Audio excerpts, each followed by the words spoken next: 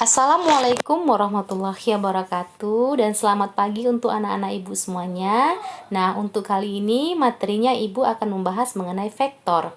Di dalam fisika, besaran yang dilihat dari nilai dan arahnya terbagi menjadi dua, yaitu besaran vektor dan besaran skalar. Nah, apa itu besaran vektor? Besaran vektor adalah besaran yang memiliki nilai dan arah. Sementara untuk besaran skalar, yaitu besaran yang hanya memiliki nilai saja.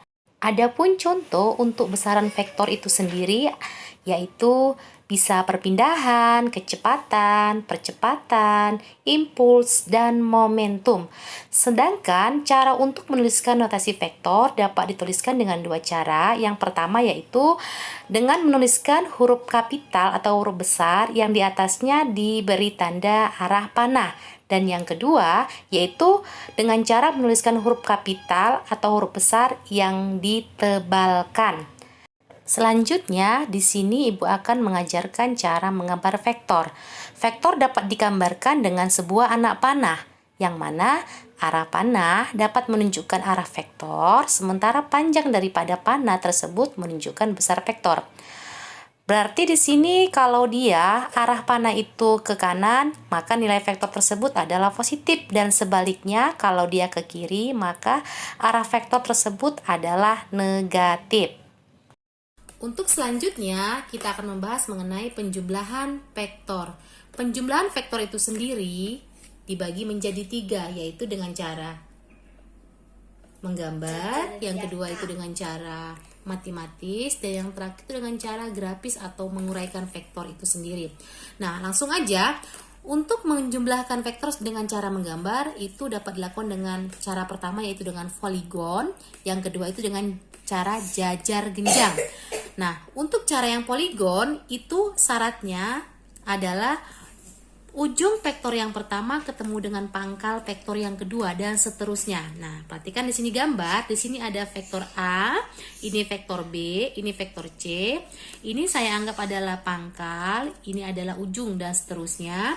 Kemudian hitunglah penjumlahan vektor A ditambah B. Caranya seperti ini. Lihat dulu, gambarkan dulu vektor A. Nah, ujung daripada vektor A ini diketemukan dengan pangkal vektor B. Kemudian tarik garis seperti ini. Inilah letak resultannya, yaitu R sama dengan A tambah B. Untuk gambar yang kedua, ini tiga buah vektor sekaligus dijumlahkan, yaitu A tambah B tambah C. Caranya sama seperti yang tadi. Ujung vektor yang pertama ketemu dengan pangkal vektor yang kedua, dan seterusnya. Lalu, yang gambar yang ketiga ini, di sini saya ingin meminta gambarlah penjumlahan vektor A dikurang B. Caranya bagaimana? Caranya gambar dulu vektor A. Kemudian kamu gambarkan vektor B. Bu, tapi tadi di sini vektor B kemari. Ya, ini kalau dia positif. Kalau dia minus ataupun negatif, arahnya ke kiri, arah panah ini kamu pindahkan kemari. Sehingga jadilah gambar seperti ini ya nak ya. Inilah dia vektor A dikurang B. Langsung yang kedua, cara gambar yang kedua yaitu dengan jajar genjang. Kalau tadi poligon dia ujung ketemu pangkal, kalau jajar genjang, pangkal vektor pertama diketemukan dengan pangkal vektor yang kedua. Nah, perhatikan. Di sini ada sebuah vektor yaitu A ditambah C. Caranya ambil vektor A, pangkalnya ini kamu ketemukan pangkal vektor vektor C. Ini dia. Kemudian cari tarik garis putus seperti ini. Nah, kan nampak dia seperti jajar genjang kan? Kemudian inilah letak daripada resultan A ditambah C. Dan ini contoh yang kedua juga sama. Tapi di sini saya buat B dikurang C. Cara yang sama, tadi arah panahnya kalau dia ke kanan positif, berarti dia kalau minus dipindahkan arah panahnya jadi ke kiri.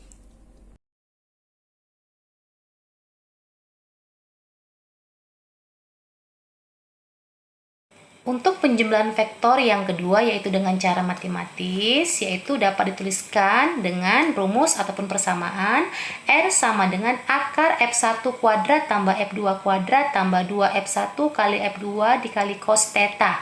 Di sini F1 itu adalah vektor yang pertama, F2 itu adalah vektor yang kedua, kemudian theta itu adalah sudut yang menghubungkan antara vektor pertama dan kedua. Nah, di sini juga Ibu lampirkan sudut-sudut istimewa, bisa kamu lihat dan ada baiknya kamu hafalkan.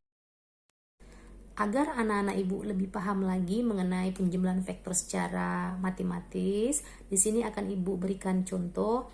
Nah, lihat pada gambar ada dua buah vektor yang dihubungkan dengan sudut 60 derajat, yang mana besarnya itu sama-sama F1 5 Newton dan F2 juga 5 Newton. Pertanyaannya, hitunglah besar resultannya. Nah, langsung aja dari sini kan kelihatan ada F1, diketahuin F1 sebesar 5 Newton, F2 juga sebesar 5 Newton, kemudian tetanya sebesar 60 derajat. Nah, pertanyaannya tadi berapakah besar daripada resultannya? Langsung aja ke rumus tadi. Apa tadi rumusnya? R sama dengan akar F1 dikuadratkan ditambah F2 dikuadratkan ditambah 2 F1 kali F2, oke, cos theta. Langsung kita masukkan nilainya, yaitu F1 tadi 5, berarti 5 kuadrat. 5 kuadrat ya, ditambah 5 kuadrat, ditambah 2, buka kurung 5 kali 5, cosnya tadi cos 60 ya. Langsung aja, akarnya 25 tambah 25 ditambah 2, buka kurung 25, cos 60 tadi sudah Ibu lampirkan di bagian depan, yaitu berapa? Setengah, sehingga didapat ini bisa habis, ini bisa habis, tinggal akar berapa? 25 tambah 25, 50 tambah 25, 75 ya, Newton, atau dapat kita kecilkan lagi, dia itu akar 25 dikali dengan 3 ya, yaitu hasilnya berapa? 5 akar 3 Newton. Sehingga didapat besar daripada gambar ini resultannya adalah sebesar 5 akar 3 Newton. Cukup mudah kan, Nak?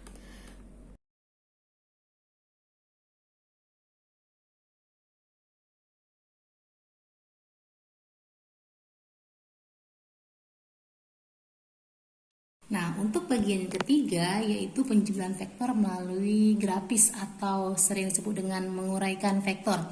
Nah, perhatikan di sini Ibu akan menerangkan mengenai menguraikan vektor. Nah, lihat di sini ada gambar 3 buah vektor. Ini Ibu anggap adalah F1, ini Ibu anggap F2, dan ini Ibu anggap F3.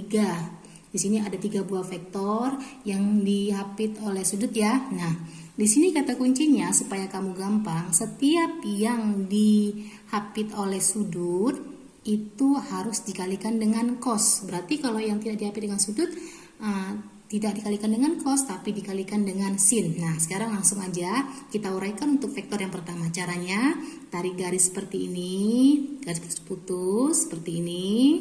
Ini juga sama seperti ini. Ini juga sama. Hal yang sama untuk F3. Nah, untuk menentukannya yang pertama F1. Karena ini yang sebelah sini, ini dia. Dia kan searah sumbu X, berarti dia di sini adalah Fx atau F1x sin theta. Kenapa dipakai dengan sin? Karena tadi ingat yang kalau dihapit dengan sudut dia adalah punya dikalikan cos, kalau tidak dihapit dengan sudut dia dikalikan dengan sin. Berarti di sini apa? F1 punya siapa? Sumbu apa? Sumbu Y. F1Y cos theta. Yang ini berarti juga sama untuk vektor kedua. Dia di sumbu X, tapi di sini dia dihapit dengan sudut. Menjadi apa? F2X cos theta. Yang ini di sumbu Y berarti F2Y sin theta. Yang di sini di sumbu X berarti F3X. Tidak dihapit ya, berarti sin theta. Yang di sini ini F3Y cos theta. Nah, cukup mudah kan cara untuk menguraikan vektor. Nah, lalu bagaimana untuk menjumlahkan keseluruhan yang sudah kamu uraikan tadi? Nah, caranya yang pertama, kamu jumlahkan dulu vektor yang ada di sumbu X. Berarti ada di sini ada F1X, F2X, dan F3X. Sudah, kemudian kamu jumlahkan juga untuk vektor yang ada di sumbu Y. Tapi jangan kamu abaikan arahnya, karena ini adalah vektor. Ada nilai, ada arah. Yang mana kalau dia ke kiri, dia nilainya minus, ke kanan positif, ke atas dia positif, ke bawah dia negatif. Setelah dapat yang kedua ini, nah untuk menentukannya adalah dengan cara sigma F. Itu adalah akar sigma Fx ditambah sigma Fy. Nah, untuk mendapatkan ini dari mana, Bu? Dari sini tadi. Nah, nanti kalau di sini F1-nya 5 ya ganti sini 5. Kalau di sini tetanya ada 30, jadikan 30 seperti yang cara menghitung yang bagian resultan vektor secara matematis ya. Nanti akan dilampirkan contohnya.